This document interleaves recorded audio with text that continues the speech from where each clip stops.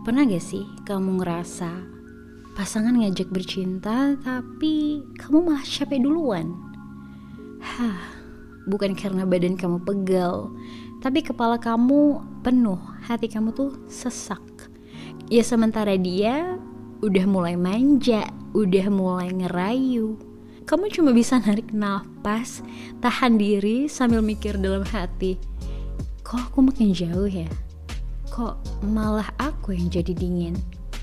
Oke, kali ini kita bakal ngobrolin bareng-bareng gimana caranya sinkronin ritme seks dalam pernikahan, biar gak ada lagi tuh yang ngerasa ditolak atau ditinggalin.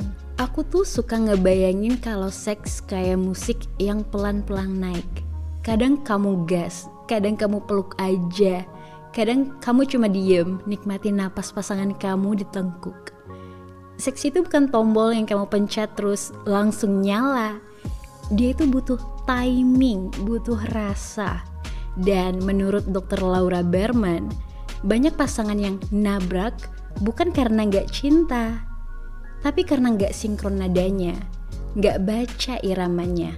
Kadang yang satu udah on, yang satu masih sibuk melipet capek. Dan ingat ya, masalah seks itu seringnya bukan di alat, tapi di hati. Terus kenapa sih kamu udah capek duluan sebelum seks dimulai? Ya, karena dalam sehari kamu itu ngangkut beban emosional yang berat banget. Kamu kerja, ngurus anak, mikirin banyak hal, ngeladenin keluarga, nahan kata-kata yang gak enak. Itu semua kecil-kecil, tapi kalau kamu kumpulin, bikin kamu tuh kayak bawa beban 100 kilo di punggung. Dan itu bukan cuma perasaan. Sebuah studi dalam Psychology Today tahun 2024 menyebut kondisi ini tuh sebagai invisible load, beban emosional dan mental yang gak kelihatan, tapi nyata terasa. Dan uniknya, emotional fatigue ini lebih sering terjadi di pasangan yang udah menikah lebih dari 3 tahun. Karena makin lama, makin banyak tuntutan, makin sedikit spontanitas. Selain itu, penelitian tahun 2024 nunjukin kalau kelelahan emosional akibat pekerjaan dan tekanan hidup itu dapat menyebabkan disfungsi seksual, termasuk penurunan gairah dan kepuasan seksual. Jadi, kalau kamu ngerasa mati rasa sebelum mulai, itu bukan karena kamu gak sayang atau gak pengen. Itu karena otak dan tubuh kamu udah keburu habis sebelum sempat nyambung ke sisi sensual. Dan ini bukan cuma masalah kamu aja, banyak pasangan ngalamin hal yang sama. Jadi penting buat kita semua untuk lebih peka dan saling mendukung dalam menghadapi kelelahan ini. Biar kamu gak ngerasa sendirian, ada nih riset terbaru dari Personality Science tahun 2023 yang nemuin sesuatu yang penting banget. Katanya, naik turunnya kepuasan seksual itu ternyata bisa jadi penanda arah hubungan kamu ke depan. Kalau kehidupan seks kamu mulai terasa hambar atau capek banget, itu bisa jadi sinyal awal kalau hubungan kamu tuh juga lagi butuh diperhatiin. Dan biasanya yang rusak duluan tuh bukan ranjangnya, tapi koneksi hatinya. Dan ini bukan cuma soal frekuensi atau gaya ya, tapi soal rasa yang gak nyambung, soal peluk yang makin jarang, soal genggam tangan yang cuma lewat aja, soal kata-kata yang gak sempet keluar karena takut bikin luka. Banyak pasangan diem karena takut disangka kurang nafsu, atau malah takut ditolak kalau mulai ngomong. Padahal ya, justru diam-diam itu yang bikin jarak makin jauh. Lebih dari 60% pasangan yang ngalamin masalah seksual, akarnya itu bukan karena kurang cinta, tapi karena luka emosional yang gak disembuhin. Itu hasil temuan dari berbagai jurnal hubungan dan seksualitas beberapa tahun terakhir. Dan ini halus banget ya, gak kelihatan, tapi ngegrogoti perlahan. Jadi kalau kamu pernah ngerasa capek duluan atau merasa ritme kalian kayak gak sinkron, please jangan pikir kamu rusak ya. Mungkin yang kamu butuhkan cuma ruang untuk ngebenerin nadanya aja. Dan itu wajar kok, manusiawi. Dan kamu gak salah. Kadang yang bikin hubungan kerasa jauh itu bukan karena gak cinta, tapi karena udah gak satu irama. Beda tempo, beda timing, akhirnya malah saling diem. Padahal ada cara buat nyambungin lagi. Pelan, lembut, tapi nyata. Ada 5 cara yang bisa kamu pakai dan kamu bisa mulai dari yang paling sederhana. Pertama, komunikasi yang jujur tapi lembut.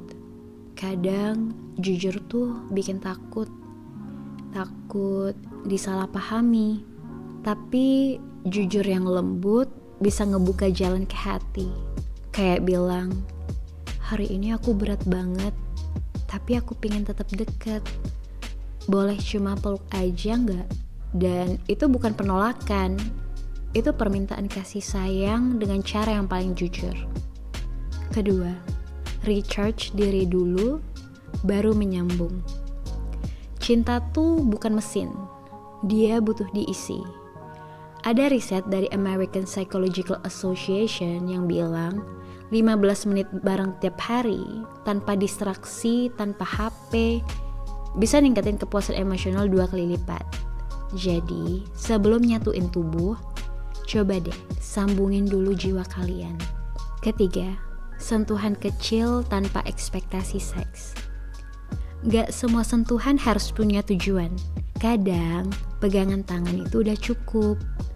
Peluk dari belakang pas dia lagi masak, mainin rambutnya pelan pas dia lagi cerita.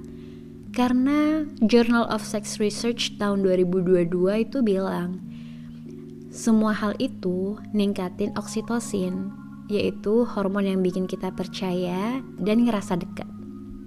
Keempat, kenali bahasa cinta pasangan. Setiap orang punya cara yang beda buat bilang, aku sayang kamu. Ada yang lewat sentuhan, ada yang butuh kata, ada yang suka kejutan kecil, ada juga yang cukup ditemenin tanpa diminta. Kalau kamu ngerti cara dia mencinta dan dia ngerti cara kamu, kalian bakal kayak musik yang akhirnya dapat nada. Yang kelima, jadikan seks sebagai ibadah, bukan kewajiban. Well, seks yang paling indah bukan yang paling panas, tapi yang paling tulus. Bukan soal paksaan, tapi niat untuk saling tenangin. Dalam cinta yang sehat, seks itu bukan tugas, tapi cara buat bilang, aku milih kamu lagi dan lagi dengan tubuh dan hatiku. Kadang yang kita butuhin bukan lebih banyak seks, tapi lebih banyak nyambung. Lebih banyak pelukan tanpa harus lanjut. Lebih banyak bisikan jujur daripada suara napas dipaksain berat.